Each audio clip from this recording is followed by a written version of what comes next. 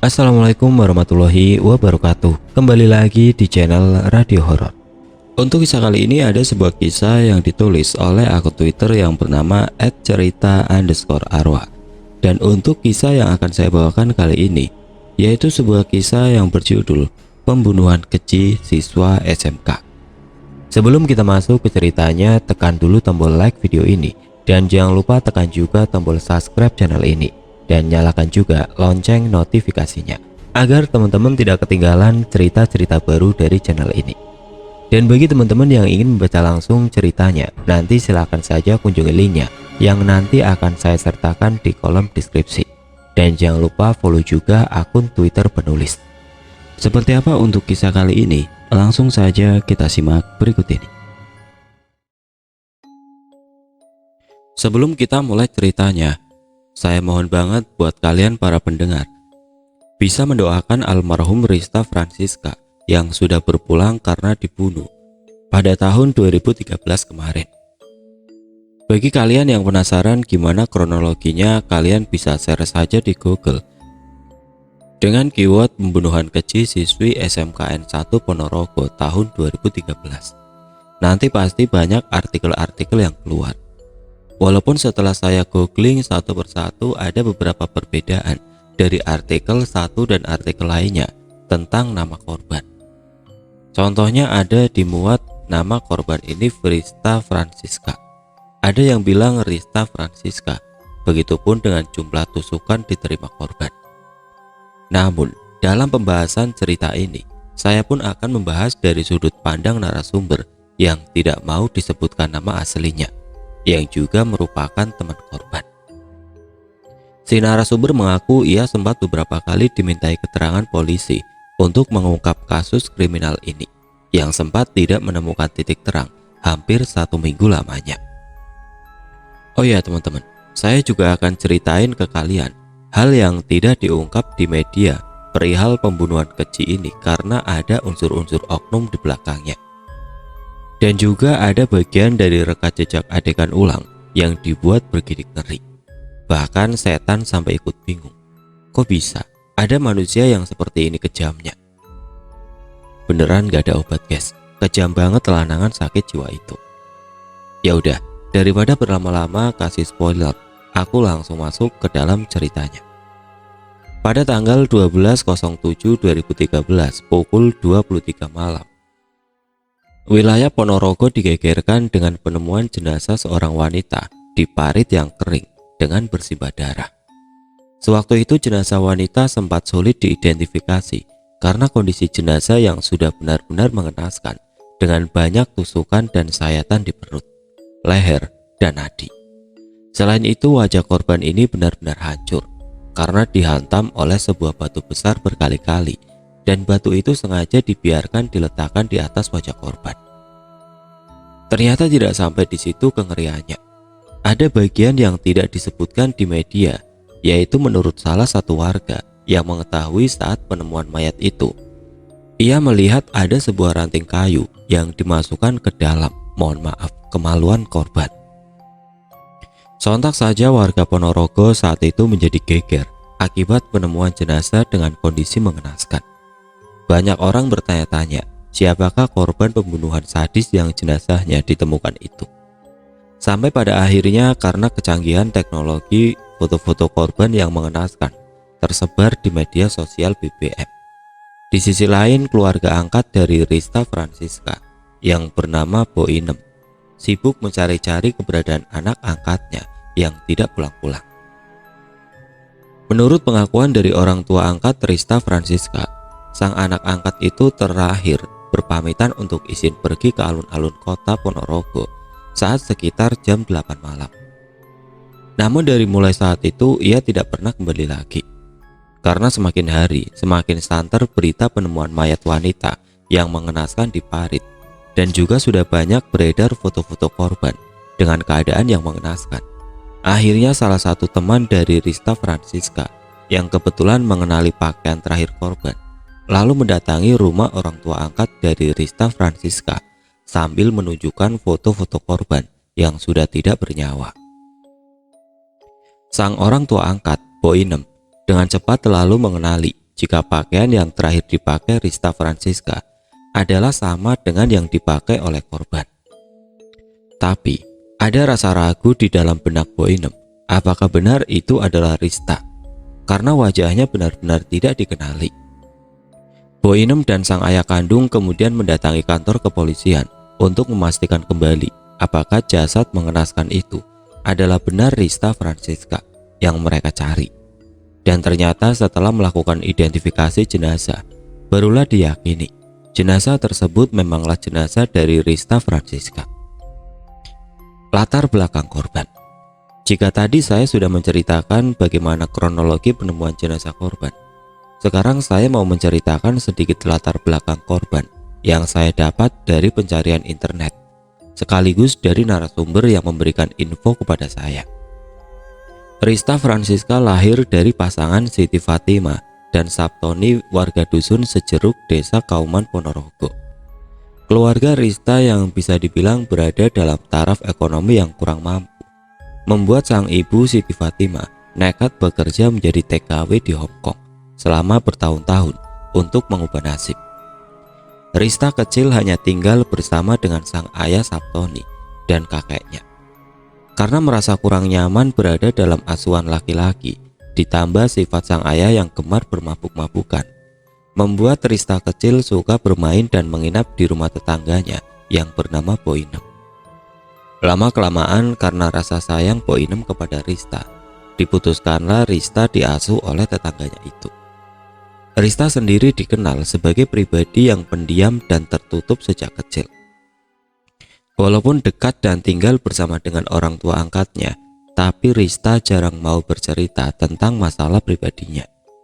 Namun, siapa sangka di balik sifat tertutup Rista, ternyata ia adalah anak yang berprestasi di sekolahnya, SMK Negeri 1 Ponorogo.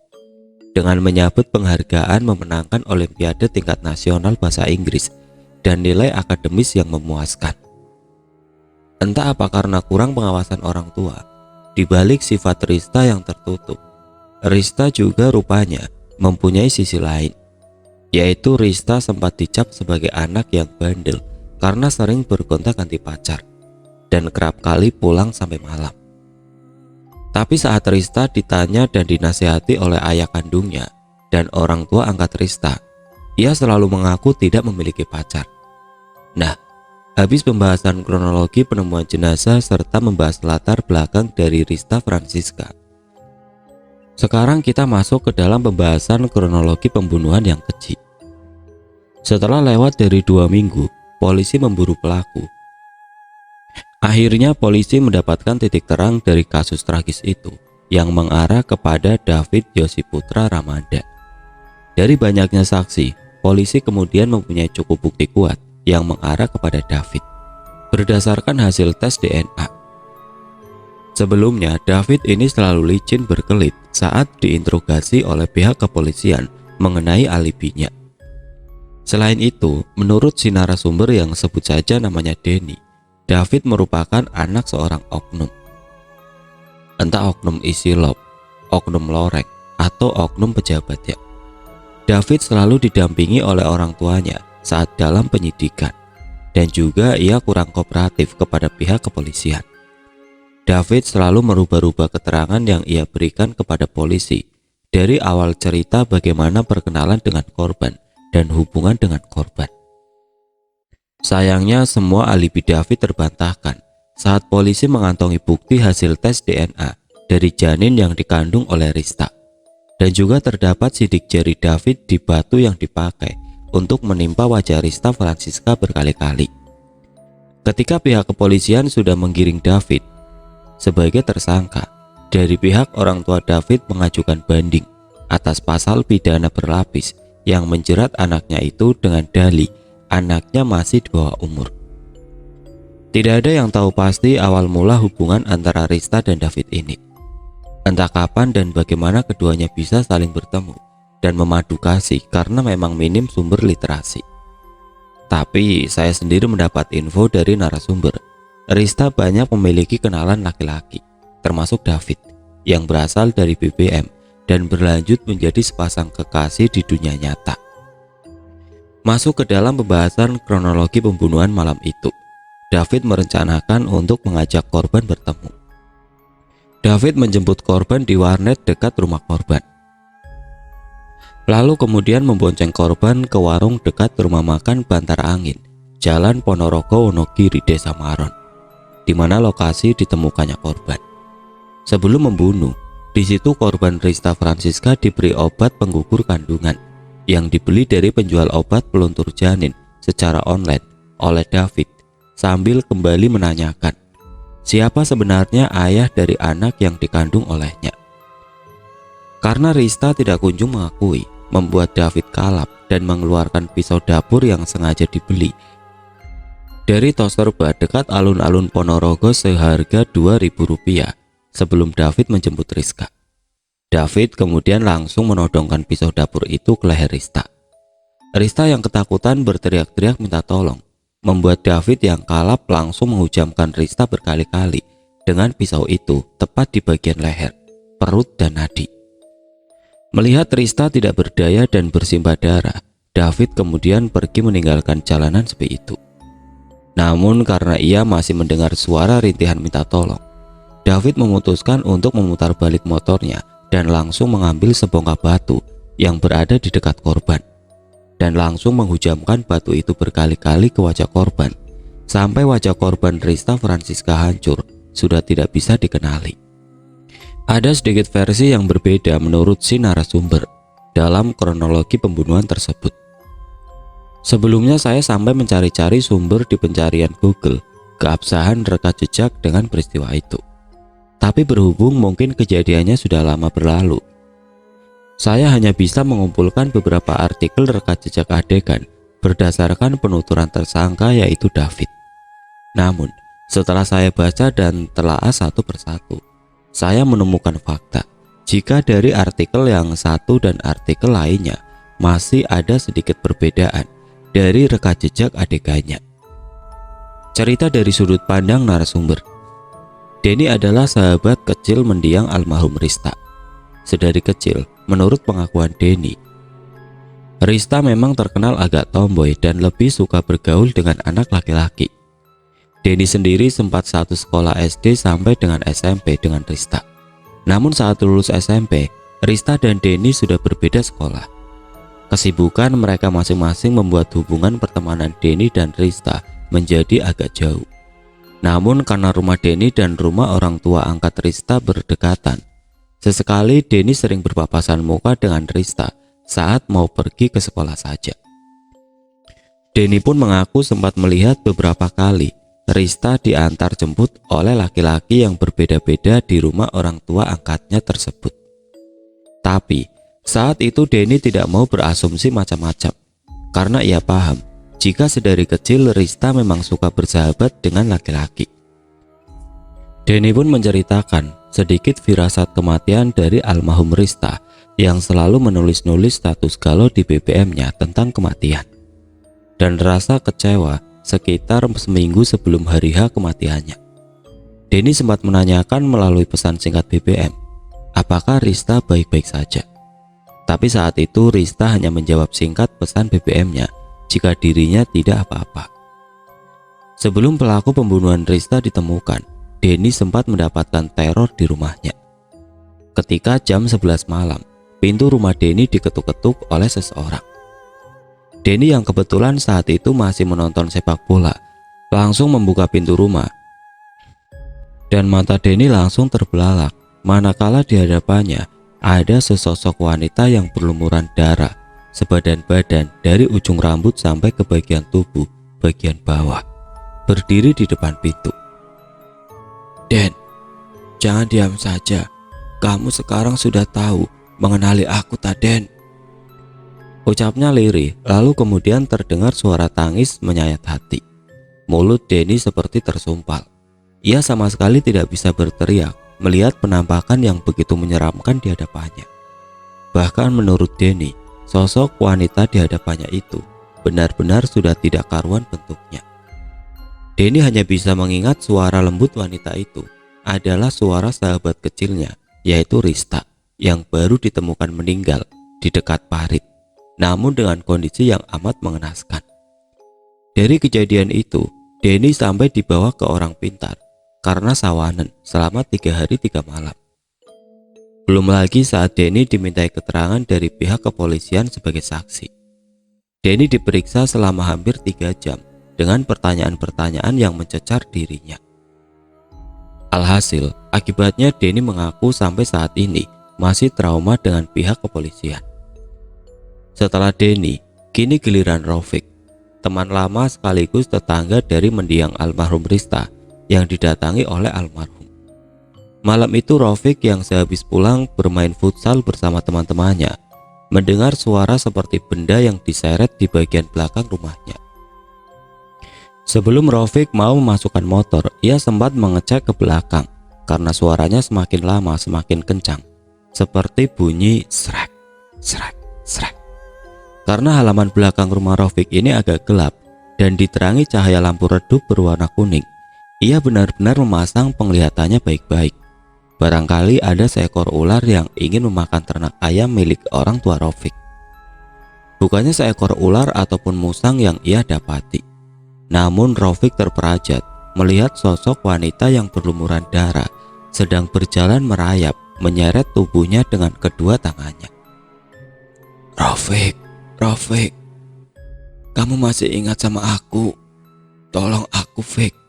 Cari mataku. Kasihan aku, Fik. Ucap suara perempuan itu lirik.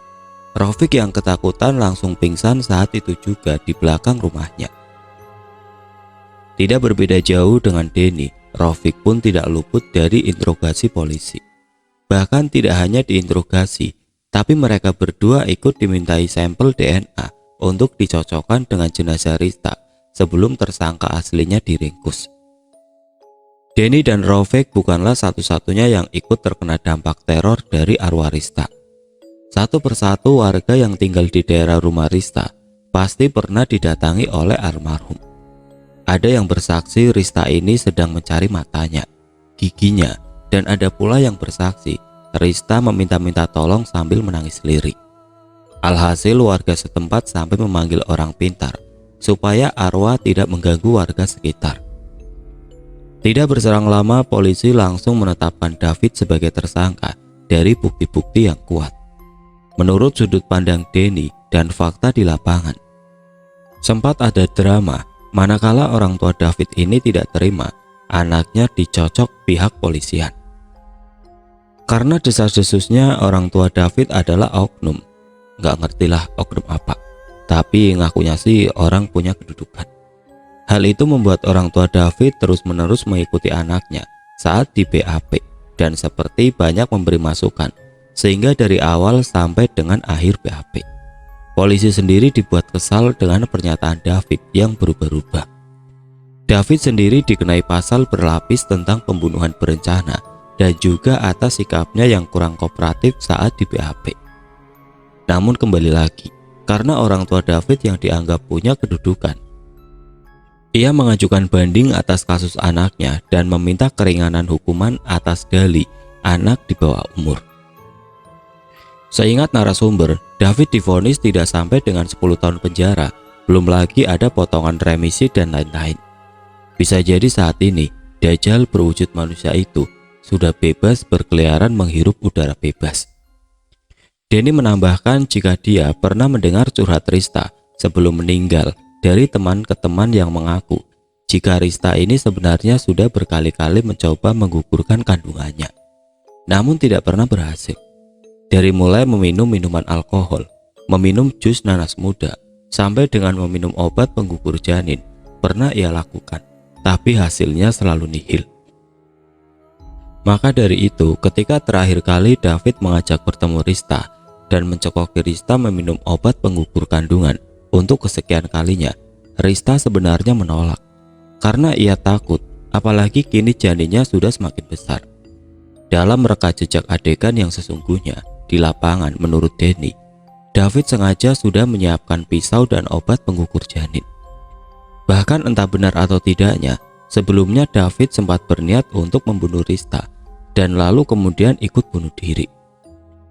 Begitu sampai di tempat sepi, David segera mencekoki Rista obat penggugur janin yang dioplos dengan jus nanas muda. Tapi Rista menolak. David yang naik pitam kemudian langsung menusukkan dan mendedel-dedel bagian perut Rista dengan beringas.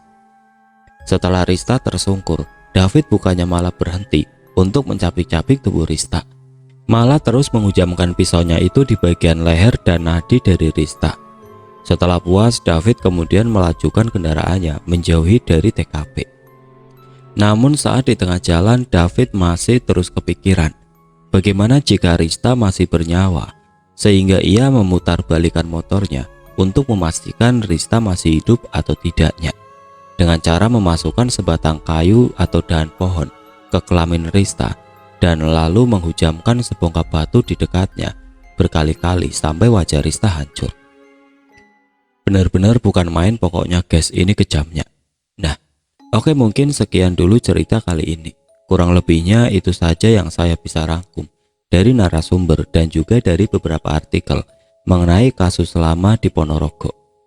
Saya mau menyampaikan pentingnya peran sebagai orang tua tidak hanya menjaga anak gadisnya, melainkan mengedukasi anak laki-lakinya untuk tidak berperilaku bejat serta menghargai kesucian wanita, karena mereka pun terlahir dari rahim seorang wanita.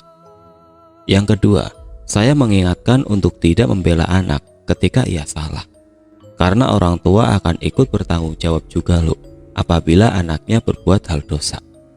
Yang ketiga, pentingnya peran orang tua tidak hanya sebatas kalian mendidik anak kalian saja, tapi kalian perlu menjadi shelter untuk anak-anak kalian kelak. Anak seharusnya bercerita apapun itu kepada orang tua ataupun keluarga terdekatnya. Inilah pentingnya pendekatan secara batin dan emosional terhadap tumbuh kembang anak untuk meminimalisir hal-hal seperti ini. Dan yang keempat, amit-amit ya, jika di antara kalian ada yang sedang mengalami hamil di luar nikah dalam keadaan masih sekolah atau kuliah, please deh, nikah bukan solusinya.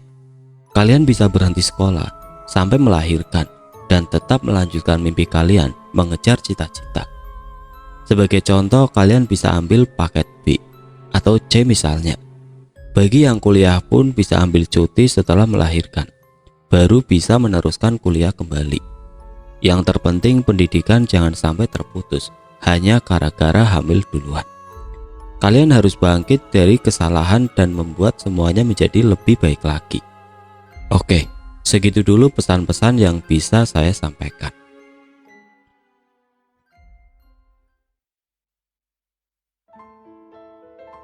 Oke teman-teman, sekian untuk cerita kali ini. Semoga apa yang sudah saya sampaikan dalam kisah ini dapat dijadikan pelajaran untuk kita semua. Dan bagi teman-teman yang baru bergabung, jangan lupa untuk like, komen, share, serta subscribe channel ini. Dan nantikan kisah-kisah horor berikutnya tetap di channel Radio Horor. Wassalamualaikum warahmatullahi wabarakatuh.